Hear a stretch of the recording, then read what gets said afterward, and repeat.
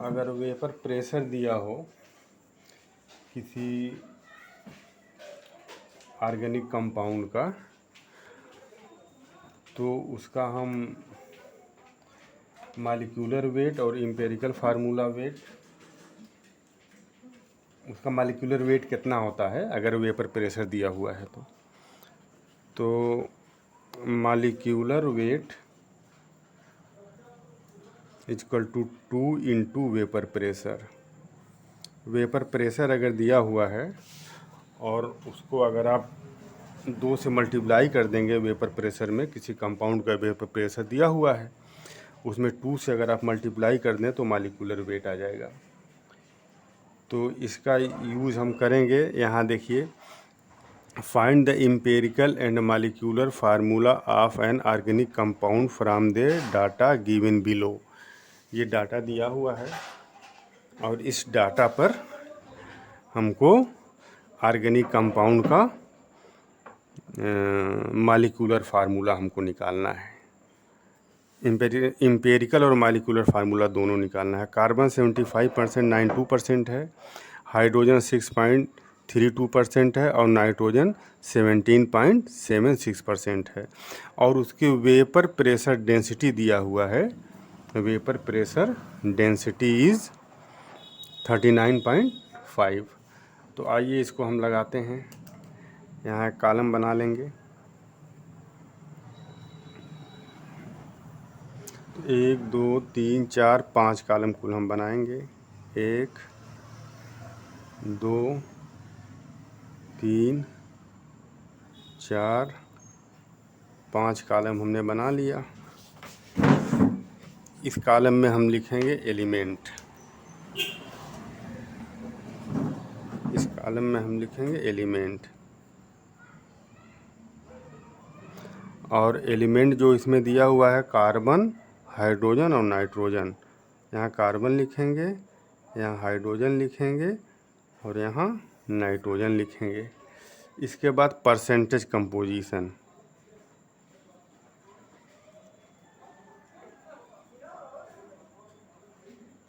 इसमें percentage composition लिखेंगे और इसमें एटॉमिक मास लिखेंगे और यहाँ लिखेंगे एटॉमिक रेशियो।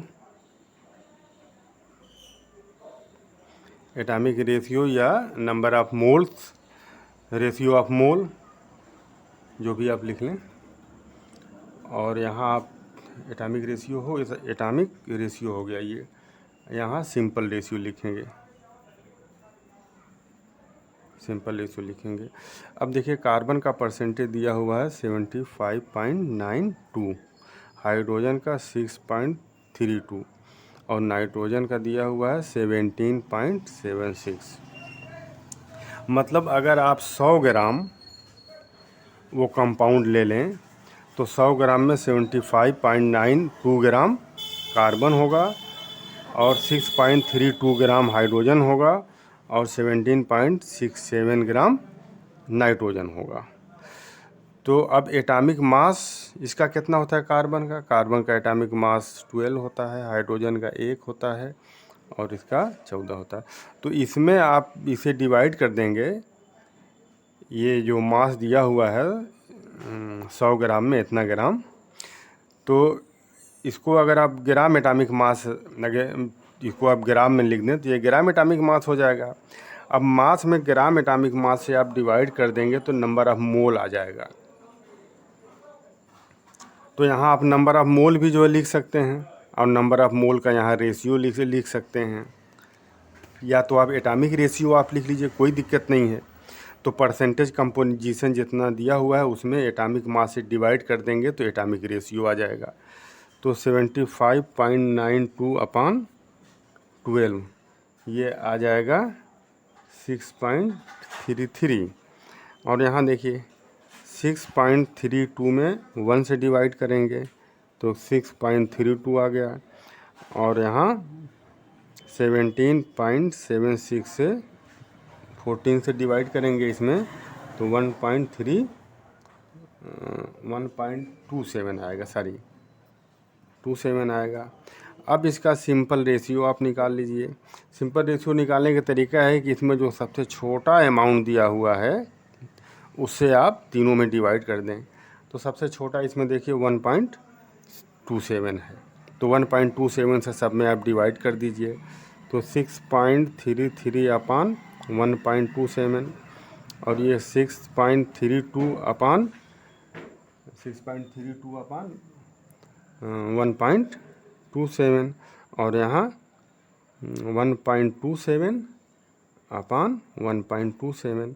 तो ये कितना आ गया, ये 5 आ जाएगा और ये भी 5 आ जाएगा और ये 1 आ जाएगा। तो ये रेशियो हुआ। तो कार्बन उस मॉलिक्यूल में, उस कंपाउंड में 5 है, हाइड्रोजन 5 है और नाइट्रोजन, तो कार्बन 5, हाइड्रोजन 5 और नाइट्रोजन 1 है। तो ये क्या बन गया, C5H5 और N। ये इसका मॉलिक्यूलर फार्मूला आ गया, ये इसका मॉलिक्यूलर फार्मूला आ गया। अब हमको N निकालना है, N। तो अब ये देखिए, ये चूँकि ये सिंपल रेशियो है ना, तो सिंपल रेशियो है, तो जो एम्पिरिकल फार्मूला होता है वो एटम का रेशियो बताता है कंपाउंड में। तो ये चूँकि ये 5:5 ये चूँकि रेशियो है, इसलिए ये एम्पिरिकल फार्मूला हुआ।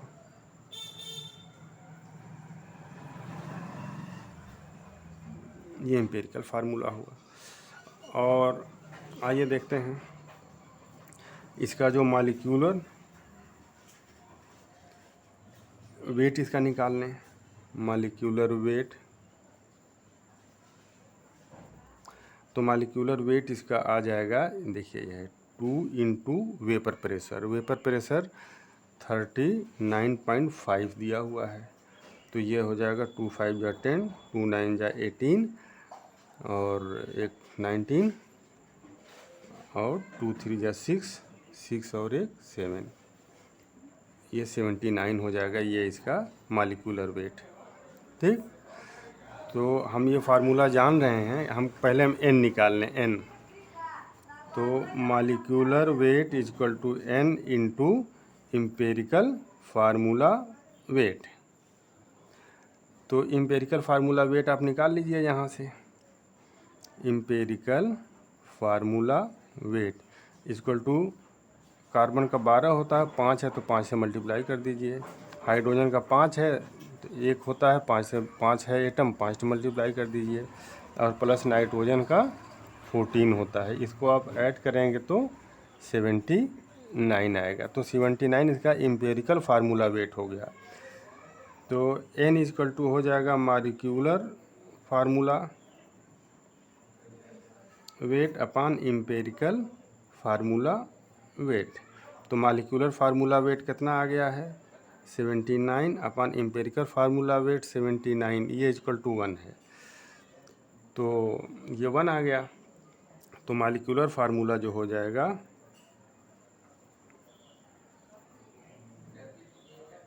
Equal to N into empirical formula.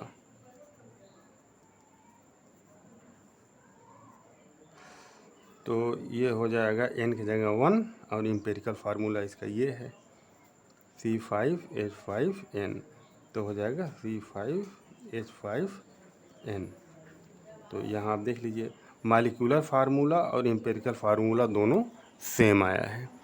तो ये 10th क्लास और 11th क्लास के लिए ये वीडियो था।